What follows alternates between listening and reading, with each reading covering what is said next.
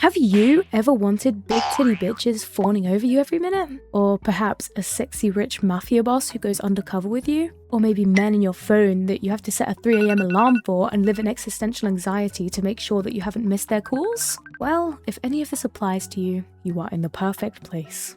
If it doesn't apply to you, then you should watch the video anyway. I need interaction. If any of those descriptions sounded at all familiar to you, then you probably understand the concept of otome games, or ML games, which means master love in general. The master love genre of game is where a lot of the characters are shipped with the protagonist, almost like a harem. These kinds of games have existed for eons, and they grow continuously popular every single day. However, there are some more popular and iconic than the rest, and I will be exploring that today. Perhaps the most iconic game still prevalent in some online spaces today is Mystic Messenger.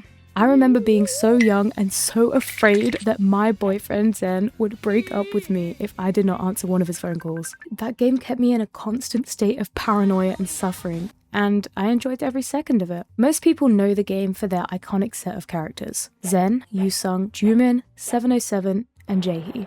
There were also other characters, such as V and Ray, who were romanceable or part of other people's stories.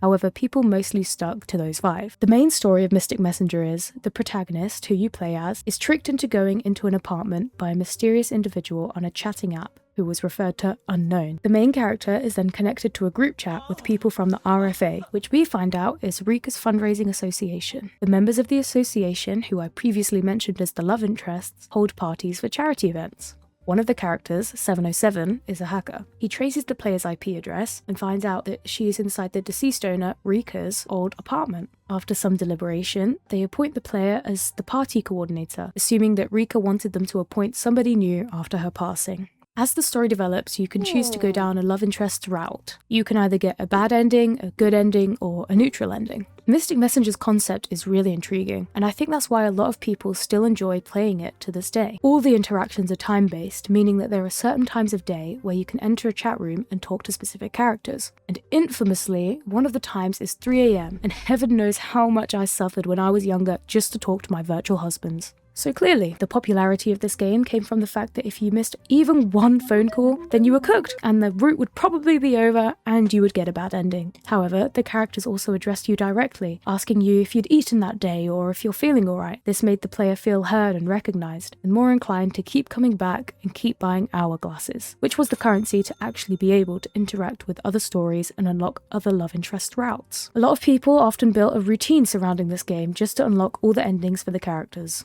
I will give Mystic Messenger some props. It has amazing lore, it goes very, very deep, and if you're looking for an otome game that doesn't just have men falling for you all the time, then I would say that you should still get into this game in 2026. There is also a route for Jaehee, who is a woman, however, there is no Lesbian Lex, unfortunately. I do wish that one day we can achieve our dreams of having some Mystic Messenger Yuri. Truly, if I mentioned any more, it would be spoiling it. However, you might end up spending hours learning about the lore of this game, because I do not joke when I say it is that good. Another game with great lore, in my opinion, is Love and Deepspace. While it may just be a game of men with vaguely similar personalities and a community that fights constantly over gay people, it still holds a very special place in my heart. This game has a much different business model to Mystic Messenger, where most content with the love interests are locked behind gacha. I'm still trying to level up my stupid Xavier card just so I can lock part of a myth story. If I knew before that I would have to make 2 of his cards my highest level units, then trust me,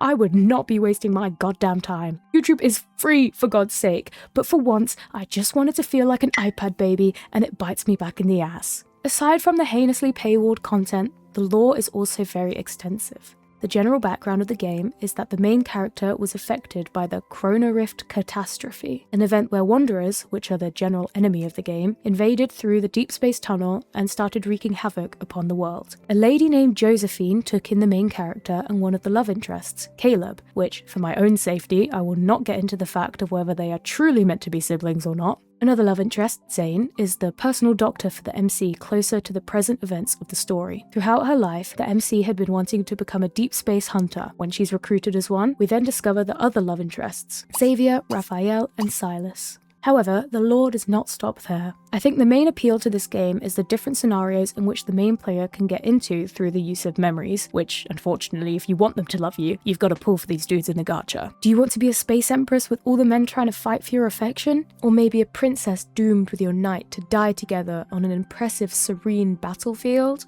Or, my personal favourite, an enchantress trying to appoint a vampire to find out secrets about the world? Then this game is perfect for you. Another thing that helps make Love and Deepspace as popular as it is the way in which you can customize the MC. While there are MCs in games such as Mystic Messenger, they usually have the same design. However, Love and Deepspace enables the player to customize their own character, which means you can project yourself further into the game. Love and Deepspace also offers far more than most Otome games. For example, they have ASMR stories, you can play games with them, or you can pat their dicks on the main screen if you want to.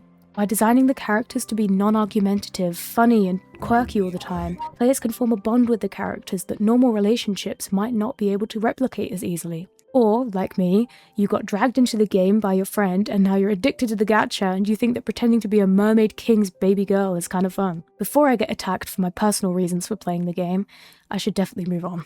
The last game that I'm going to talk about is much different to what I have previously discussed. This game is the most down bad of them all, and to keep its place in the market has to continue catering to all the gooners. And that game is Wuthering Waves. Now, while the previous games that I've talked about were mainly catered towards a female audience, I think that Wuthering Waves is more focused on a male market. This is simply emphasised by the lack of care towards male characters in the game, where currently it stands at 33 playable women and only 9 playable men. I personally stopped playing the game within the first 20 minutes of installing it. I played immediately upon launch. However, I could already tell that the story was going to be terrible. The introductory sequence immediately bombards you with about 50 concepts at once, and then expects you not to be confused by whatever the hell is going on, while also being surrounded by voice acting that sounds like it was recorded through a toaster. I've been keeping an eye on his condition through the stream. I have no hate against the voice actors whatsoever, I just think that the game itself clearly had something to do with the mixing of the audio. The game is not all bad though. It has really good combat, and the cutscenes that I've seen from the more recent patches are really beautiful. However, the reason I initially sunk my time into games like Genshin Impact was because of the story. That doesn't mean that I'm not completely begging Hoyoverse to add just one goddamn skip button to that fucking storyline, because I am so desperate. I have not even played the game for 3 years now, and I am still extremely desperate for that skip button. I can also say that Genshin Impact doesn't focus the story entirely on women. Wuthering Waves is not extremely terrible for this. However, any woman you meet will be sucked up by a vacuum where you two are the only people that exist in that moment, and 90% of the interactions are between you and a female character. Any particular places you have in mind? The game gives you not much choice when talking to these characters, and personally that would really ruin the immersion for me, but this is pretty common in most gacha games.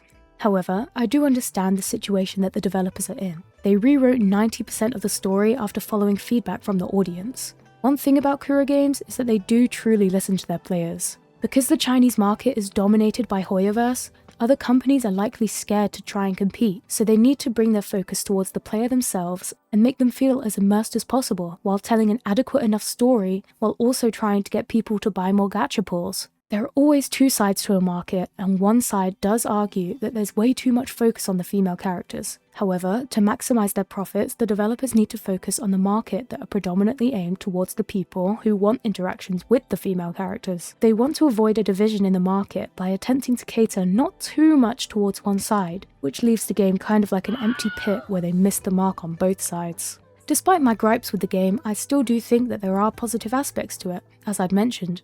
And well, people still do play the game, so who am I to complain about that? In total, I do think that these kinds of games targeted towards a more romantically inclined audience tend to profit from the potential loneliness of the players. Paywalling interactions, having way too much suggestive content, and making people feel inclined to play the game more often can lead to an unhealthy habit that surrounds these kinds of games. However, in every community, there will always be the extremely casual players and the extremely obsessed ones. And as long as companies can profit from this concept, then there will always be these kinds of games. In my opinion, I don't think that there's actually anything wrong with them, and the games I've focused on in this video tend to be the better of the genre. And really, when I do say that there are games much worse than this, I really do mean it. Can we please not bring that up now? I really don't want to bring that up, guys.